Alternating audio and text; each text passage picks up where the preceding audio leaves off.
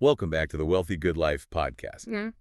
Today we are going to be diving deep into something that I think is pretty important to a lot of people, Yeah. and that is conquering credit card debt. It's a big one. Yeah, it's huge. No, it's a challenge for a lot of people. It really is. And, I think sometimes we get into it without even really realizing what we're doing. Yeah. So let's really break it down. Like, how does this really work? Okay. What's the beast that we're dealing with here? Yeah. So any debt that you have is made up of two components. You have the principal and the interest. Okay. The principal is the original amount that you borrowed, and then the interest is like the fee that you're paying to borrow that money. So like renting money. Yeah, you're renting money. You're paying for the privilege of using it. Okay, so that makes sense. But when it comes to credit card debt, Right. I have a feeling that interest can be a pretty demanding landlord. Yeah. Sometimes the average interest rate on a credit card is 22%, Oh, wow. and some can even go up to 30%. So that's like a third, Yeah. almost on top of what you already borrowed. Pretty much, and that's significantly higher than what you would see with like a student loan or a mortgage. Right. Yeah, for sure. And then, And here's the real kicker. oh, Credit card interest accrues daily.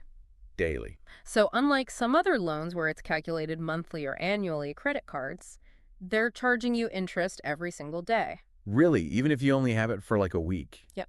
Wow, that's aggressive. Yeah. So even if you carry a balance for a week, you're still accumulating interest. So it's like always running. Yes.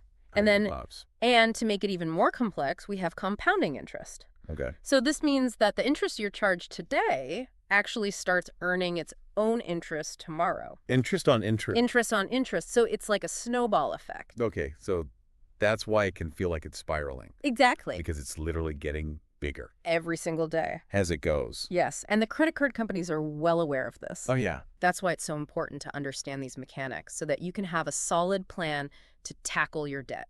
So with all that being said, Right. why even bother with credit cards? That's a really good question because used responsibly, they can actually be really powerful tools. Okay.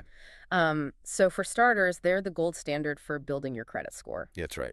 And your credit score is important because it unlocks lower interest rates on loans, better rental opportunities, even some job offers. Yeah, it's like that VIP pass to the financial world. Exactly. Like I remember when my credit score jumped up a few points, I was able to refinance my mortgage at a way lower rate, Right. and it saved me thousands of dollars over the life of the loan. Exactly. And then on top of building your credit cards offer more security than debit cards. Okay.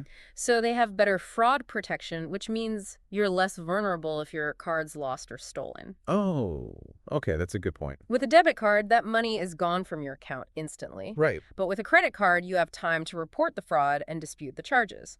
Yeah, that's true, because you're not actually spending your money. Exactly. You're spending the credit card company's money Yeah. for that little bit of time. Exactly. And plus, let's not forget about all the perks. Yes. I mean, I have earned free flights, hotel upgrades, cashback rewards, all by using my credit card strategically. That's awesome. So it's kind of like getting paid to spend money. It is if you're paying your balance in full every month. That's the key. That is the key. That's a really good point, because I know a lot of people, they'll do those minimum payments and they think they're good, but then they end up with all this debt and they're like, how did this happen? It's a classic mistake. The minimum payment is designed to keep you in debt. Really? As long as possible, it barely covers the interest charges, so the principal balance barely budges. So you're basically just kind of like treading water. Yeah, you're running on a hamster wheel. You're putting in effort, but you're not really going anywhere. So how do we get off that hamster wheel? We're going to talk about that after the break. All right, so we'll be back in just a minute with some strategies for really crushing that debt and taking control. Some actionable steps. Yes, exactly. And in the meantime, if you want even more tips and resources on this whole topic of conquering credit card debt, Definitely. head over to wealthygoodlife.com. That's right. We've got all kinds of great free tools and guides there to help you on your journey. So stick with us. We'll be right back. We'll be back in a flash with even more actionable advice to help you break free from those shackles of credit card debt. Don't go anywhere. All right, see you soon. Uh, Okay, so we're back. And I know a lot of people are thinking about all this stuff and they're probably feeling a little overwhelmed. Like, how do I even begin to tackle all this credit card debt? It can definitely feel that way. There's Yeah. no one-size-fits-all solution. Right. But there are some popular methods out there that can help you get started. Okay, so let's talk about some of those methods. Like, what about the debt snowball method? I've heard a lot about that. Yeah, so with the debt snowball, you're going to target your smallest balance first, regardless of the interest rate. So it's not necessarily about like the one that's costing you the most money. It's just about getting something off your plate. Exactly, because the idea is to create a sense of momentum, Okay. to keep you motivated so you knock out that small debt, you get a quick win, and then that keeps you energized and focused on your goal. So it's kind of like that feeling of accomplishment. Exactly. Like, yes, I did that. It's a psychological trick, Okay. and it works. Yeah, I can see that. So it might not be the most mathematically efficient, Right.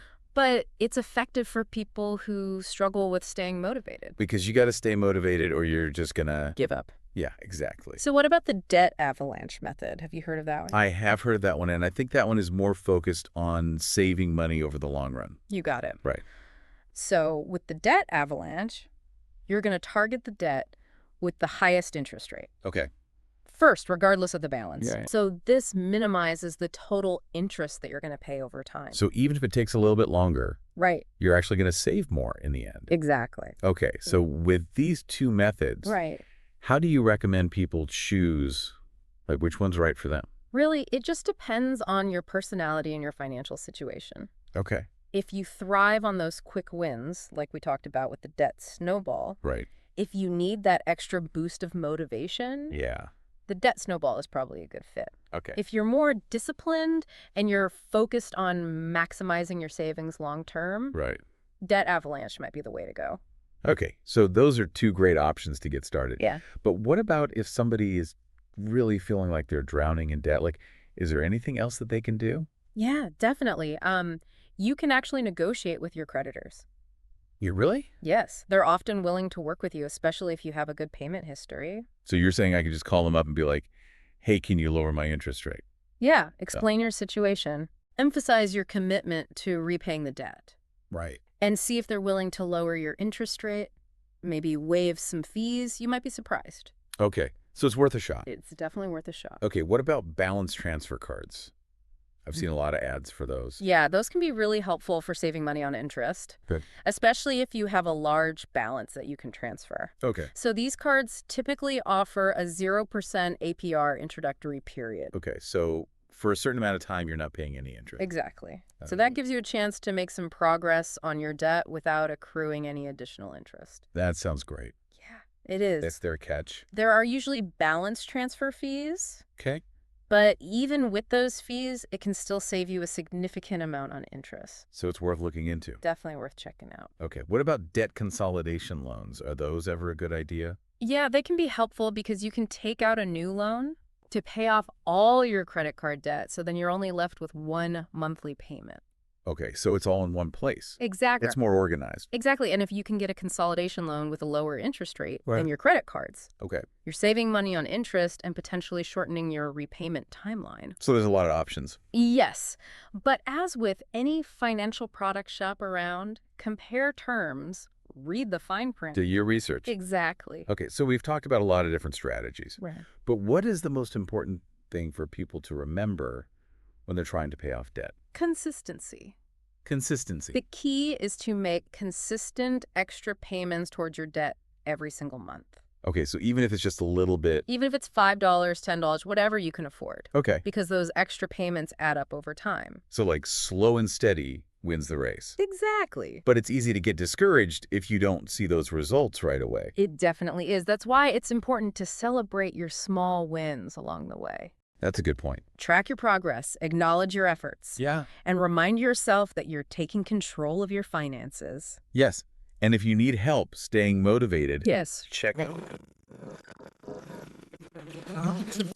Those are tools. free Free. to help you stay on track. Yep, we're all in this together. Okay, so now let's talk about how to avoid getting back into debt. Okay. Like, what are some common traps that people fall into? One of the biggest ones is not having an emergency fund. The emergency fund. It's so important. Yes. It's your safety net. Yeah, because if you don't have that money saved up, Yeah. then what happens when your car breaks down or you have an unexpected medical bill? You're going to put it on your credit card. Yeah, exactly. And then you're back in that cycle again. Exactly. So that emergency fund is crucial. So what else should we be looking out for? Another common mistake is spreading yourself too thin. Oh, yeah. Trying to do too many things at once. Exactly. So it's tempting to want to tackle multiple debts at the same time, Right. but it's actually going to slow down your progress. Okay. It's better to focus on one debt at a time, knock it out. Whole ass one thing Yes. instead of half-assing all of them. Exactly. Focus is key. Yeah, that makes a lot of sense. So basically, have a plan Yes. and stick to it. Create a budget that aligns with your goals, track your spending, Yeah. and make conscious choices about how you're using your money. So being mindful. Yes. Having good financial habits is going to set you up for success. So it's like having a roadmap Yeah, for your money. exactly. It helps you stay on track. Okay, so we've talked about paying off debt and avoiding those common traps, but now let's talk about the long game. Like, how do we stay debt-free for good?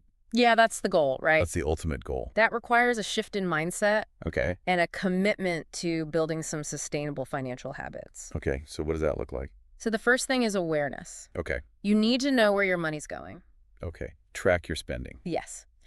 Whether you use a budgeting app, a spreadsheet, a notebook, Whatever works for you. whatever works for you, Yeah. just know where your money's going. I love those budgeting apps. Me too. They make it so easy. so much easier. Yeah, I used to hate budgeting. Yeah. But now it's kind of fun. Right. You can see like, oh, there's that money. Exactly. Okay, so once we know where our money is going, what's next? Then you're going to create a budget that aligns with your goals. Okay. So that involves allocating your money, wisely prioritizing your needs over your wants, Oh, making sure you're saving for the future. so like making a plan. Exactly. It's your financial roadmap. Okay. And remember, your budget's not set in stone. It can be adjusted as your needs and goals change. That's a really good point because life happens, Yes. things come up, so we got to be able to adapt. Be flexible and adaptable. Okay, so besides tracking our spending and creating a budget, what else can we do to kind of solidify that good financial foundation? Invest in your financial education. Okay. The more you learn about personal finance, the more confident and empowered you'll be in managing your money. So knowledge is power Yes. when it comes to money. Yes. There are so many resources available these days. Books, podcasts, Online course? online courses, workshops, financial advisors. You can also seek out mentors. Yeah. And don't forget wealthygoodlife.com. Yes. We've got a ton of free resources and tools there too We do. to help you on your journey. We want to empower people Yes. to take control of their finances. Yeah. And it's not just about like paying off debt. Right. It's about creating a life where you feel good about your finances. Yes. Secure, confident. Financial well-being is more than just numbers in a spreadsheet. Yeah. It's like a feeling. Exactly. It's a feeling. Yeah. It's about feeling confident, secure, in control of your life. And then when you feel that way, then other areas of your life can improve. Absolutely. Okay. So to everyone listening who might be feeling overwhelmed with all of this, Yeah. just know that you're not alone. You're not alone. We've all been there. And you have the power to change your story. Yes, you do.